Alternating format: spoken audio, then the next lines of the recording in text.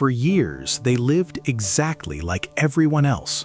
They woke up early, went to work, paid their bills, spoke casually with neighbors, and built lives that looked completely ordinary. In quiet suburban neighborhoods across the United States, they blended in so perfectly that no one had any reason to question who they were. They were parents, professionals, friends, and members of their communities.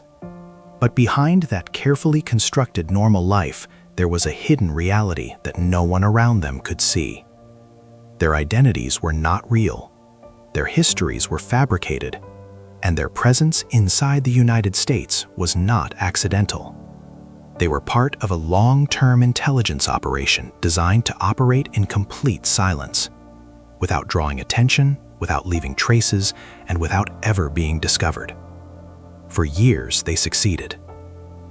The origins of this operation can be traced back to the final years of the Cold War and the intelligence strategies developed by the Soviet Union. Even as global tensions shifted and the Cold War formally came to an end, the importance of intelligence did not disappear, it evolved. The Soviet Union had long relied on a concept known as illegals, agents who lived under deep cover in foreign countries without any official ties to their government. Unlike diplomats or known intelligence officers, these individuals operated without protection, without visibility, and without recognition. Their strength came from their ability to disappear into everyday life, to become indistinguishable from the population around them. After the collapse of the Soviet Union, this strategy did not vanish. It was adapted and continued by Russian intelligence services, particularly the SVR, which focused on long-term intelligence gathering outside traditional diplomatic channels. This continuity reflected a deeper understanding that influence and information could be more effectively obtained from within a society rather than from the outside. And so the program continued quietly, evolving into what would later be uncovered as Operation Ghost Stories. The individuals selected for this mission were not ordinary recruits. They underwent years of preparation before ever setting foot in the United States. They were trained not only in intelligence techniques, but in language, culture, behavior, and identity construction. They learned how to think, speak, and act like Americans, down to the smallest details. Their goal was not simply to pass as foreigners living abroad, but to become entirely new people, with fully developed backgrounds, histories, and personal narratives that could withstand scrutiny. Once deployed, these agents began building their lives from the ground up. They obtained documents, established identities, and integrated themselves into American society. Some pursued education, others entered professional careers, and many built families. They married, had children, and created social networks that reinforced their legitimacy. Over time, their presence became completely natural. They were no longer outsiders trying to fit in. They had become part of the environment itself. Their mission was not to carry out dramatic acts of espionage or immediate sabotage. Instead, they focused on long-term positioning. They sought to build relationships, gain access to useful circles, and collect information that could be valuable over time. In many cases, their work involved identifying individuals who might later be recruited or influenced. It was a patient strategy, one that prioritized subtlety over speed and invisibility over action. Communication with their handlers was carefully managed. Rather than relying on obvious or easily traceable methods, they used techniques designed to avoid detection. This included encrypted messages, coded communications, and covert exchanges that could blend into normal activity. Every interaction was calculated, every step designed to minimize risk.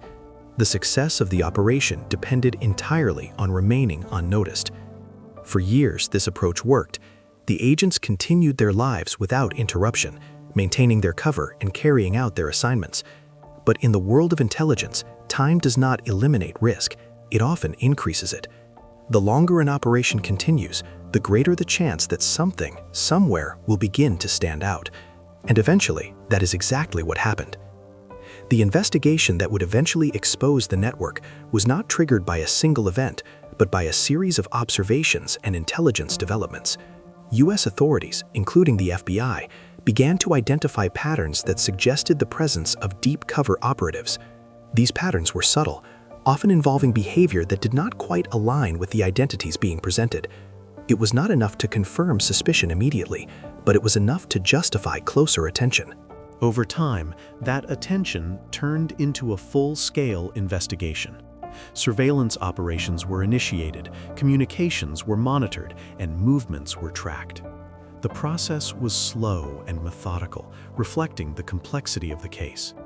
Each piece of information had to be verified, each connection carefully examined. What initially appeared to be isolated individuals gradually began to form a network, revealing a level of coordination that could not be ignored.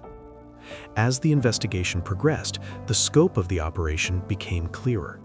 The individuals under surveillance were not acting independently. They were connected, directly or indirectly, through a structure that extended beyond the United States.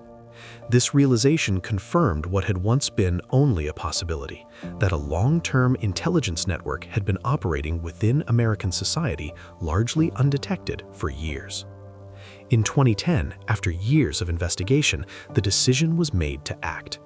In a coordinated series of arrests, U.S. authorities detained multiple individuals connected to the network. Among them were people who had lived in the United States for decades, building lives that appeared completely genuine. The arrests were carried out simultaneously to prevent any possibility of escape or warning. In a single moment, years of hidden activity came to an end. The case quickly gained national and international attention. Reports revealed the extent of the operation, including the use of false identities, long-term infiltration, and sophisticated communication methods. One of the most widely known figures associated with the case was Anna Chapman, whose arrest brought significant media focus to the story. But beyond individual names, the larger impact was the realization that such an operation had been possible at all.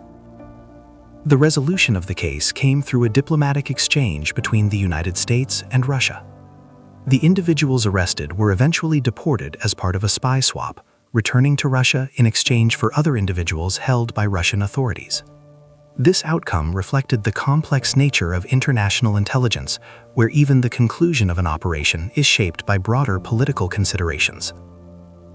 In the end, the story of Operation Ghost Stories is not defined by a single moment, but by the years of quiet activity that preceded it. It is a story about patience, discipline, and the ability to remain unseen in a world that often assumes it can detect threats before they emerge. It challenges the idea that danger is always visible, always obvious, always external. Instead, it suggests something far more unsettling: that sometimes the most effective operations are the ones that look exactly like ordinary life. And perhaps the most unsettling part of all is not what was discovered, but what it represents. Because if a network like this could exist for years without detection, blending seamlessly into everyday life, it raises a question that extends far beyond this single case. How much of what we see is exactly what it appears to be? And how much remains hidden, waiting quietly beneath the surface, unnoticed until it is too late?